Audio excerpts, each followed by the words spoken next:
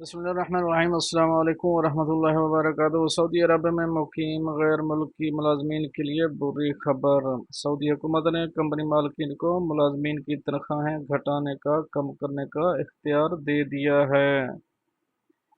سعودی وزارت محنت و سماجی بہبود کی جانب سے اعلان کیا گیا کہ نجی شعبے کے سعودی مالکان جن کا کرونا کی وجہ سے کاروبار بری طرح متاثر ہوا ہے، وہ اپنے ملازمین کی تنخواہوں اور ڈیوٹی کے گھنٹوں میں کٹوتی کر سکتے ہیں، تاہم اس کے لیے ملازمین کی رضامندی لازمی ہے۔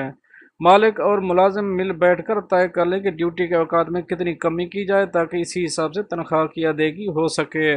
وزارت محنت نے اس بات کا خدشہ ظاہر کیا کہ کورونا کی وجہ سے جنم لینے والی صورتحال سے کچھ بد نیت مالکان غلط فائدہ اٹھا کر اپنے مقامی اور غیر ملکی ملازمین کا استحصال کر رہے ہیں۔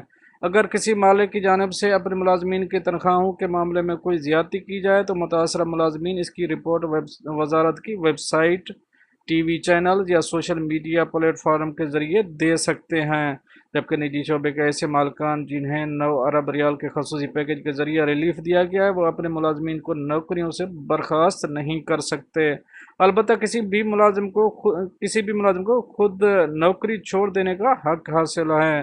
وزارت کی جانب سے مالکان کو اپنے ملازمین کی تنخواہوں میں کٹوتی کی سہولت اس لیے دی گئی ہے تاکہ ملازمین کو نوکریوں سے فارغ کیے جانے یا ان کا کانٹریکٹ ختم کیے جانے سے بچایا جا سکے۔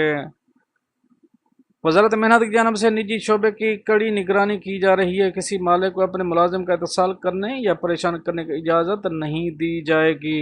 سعودی قانون دان دمہ طلال الشریف کا کہنا ہے کہ وزارت محنت کے حالیہ فیصلے سے مالک اور ملازم اپنے درمیان طے پائے کانٹریکٹ میں باہمی رضامندی سے تبدیلی کر سکتے ہیں، جس کے تحت ملازم حالیہ صورتحال کے پیش نظر کم تنخواہ پر بھی کام کر سکتا ہے۔